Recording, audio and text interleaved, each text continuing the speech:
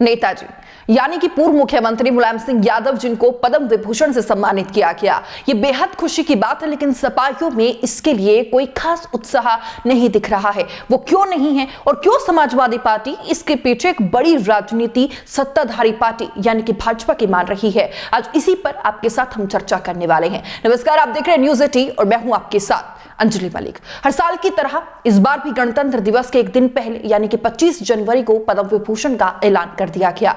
लेकिन इस बार इस लिस्ट में एक नाम ऐसा भी निकलकर सामने आया जिसने सबको चौंका कर रख दिया। वो नाम था नेताजी का।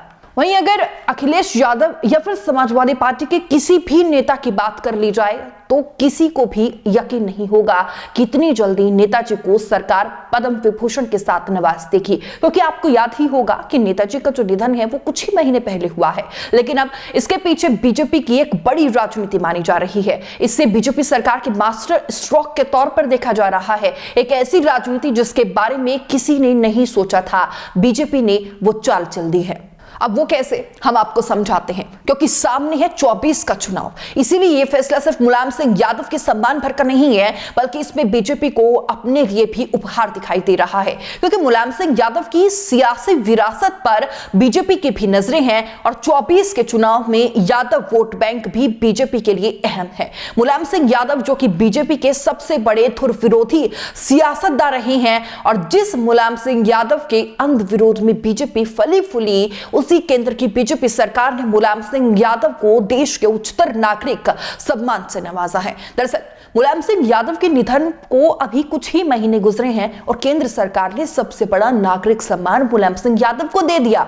केंद्र सरकार का ये वो मास्टर स्ट्रोक है जिसकी भनक अखिलेश यादव को भी नहीं रही होगी। देर रात अखिलेश यादव का कोई ट्वीट या फिर कोई प्रतिक्रिया इस मामले पर सामने नहीं आई थी। हालांकि अब समाजवादी पार्टी के पास इस फैसले की तारीफ करने के अलावा कोई और दूसरा रास्ता भी नहीं है। लेकिन धन्यवाद तो ठीक है, पर सपा ये सोच सोचकर बेचैन है और शायद सरकार की चाल को भी भांप चुकी है। इसीलिए अखिलेश यादव की पत्नी डिंपल यादव नाखुश हैं और गणतंत्र दिवस के मौके पर मैनपुरी की सांसद डिंपल यादव ने सफाई में ध्वजारोहण किया। इस दौरान उन्होंने नेताजी को पद्म विभूषण मिलने पर प्रतिक्रिया देते हुए सरकार से नेताजी को भारत रत्न देने की मांग कर डाली।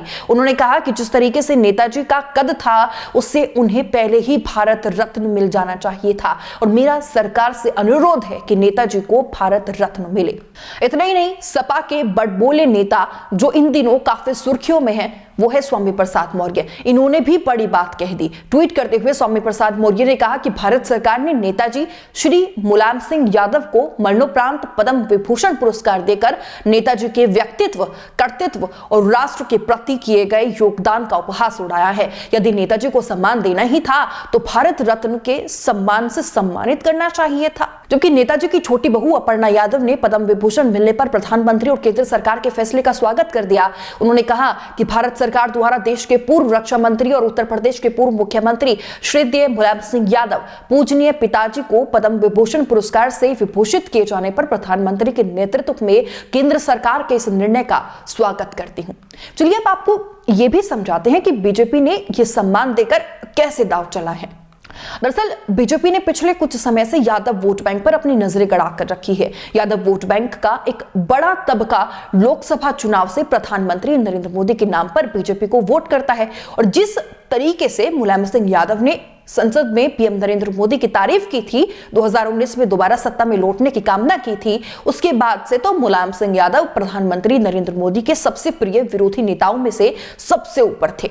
मुलायम सिंह यादव हाल ही के दिनों में बीजेपी के लिए इतने प्रिय हो गए थे कि राज्य कार्यकारिणी की हाल ही में हुई बैठक के दौरान भी मुलायम सिंह यादव को मंच से श्रद्धांजलि दी गई थी। वो चाहे पद्म विभूषण का सम्मान हो या फिर राज्य कार्यकारिणी की बैठक में मुलायम सिंह यादव को श्रद्धांजलि, या फिर कोई मुलायम सिंह यादव के प्रति अगाध श्रद्धा की वजह से नहीं है, बल्कि माना तो यह जा रहा है कि बीजेपी अब अपने वोट बैंक में यादव को भी उसी तरीके से जोड़ना चाहती है जैसे दूसरी जातियों को उसने जोड़ा है। प्रधानमंत्री के अगर हालिया फैसलों को देखा जाए तो उसमें यादव बिरादरी को जोड़ने की एक ललक अलग ही नजर आती हैं। हरियाणा से सुधा यादव को बीजेपी ने अपने टॉप बॉडी पार्लियामेंट बोर्ड में जगह दी, तो कानपुर इलाके के सबसे बड़े यादव नेता स्वर्गीय हरमोहन सिंह यादव की जयंती पर प्रधानमंत्री नरेंद्र मोदी ने खुद शिरकत की। वही मुलायम सिंह यादव को पद्म विभूषण से सम्मानित कर उन्होंने यादव बिरादरी की तरफ हाथ बढ़ा दिया है। जानकारों की माने तो प्रधानमंत्री नरेंद्र मोदी 24 में यादवों को यह संदेश देना चाहते हैं,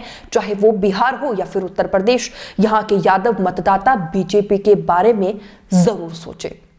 खैर, यह भी आपको याद ही होगा कि लगातार देश में किसान और आरएलडी, किसान मसीहा और पूर्व प्रधानमंत्री चौधरी चरण सिंह को भारत रत्न दिलाने की मांग पर अड़े हैं। सरकार को पत्र तक भेज रहे हैं, लेकिन सरकार का अभी तक इस पूरे वाक्य को लेकर कोई भी रेस्पॉन्स सामने नहीं आया। अब देखना होगा कि नेताजी को पद्म विभूषण मिलने के बाद जयंत चौधरी के दादा यानी कि चौधरी चरण सिंह को भी कोई विभूषण मिल पाता है या नहीं। बहरहाल इस रिपोर्ट पर आपकी क्या राय है वो जरूर हमें कमेंट बॉक्स में बताइएगा। फिलहाल मेरे साथ बस इतना ही। नमस्कार। सफलता की ओर न्यूज 18 के बढ़ते कदम, करोड़ों दर्शकों का पसंदीदा न्यूज चैनल न्यूज 18 अब जियो टीवी पर भी।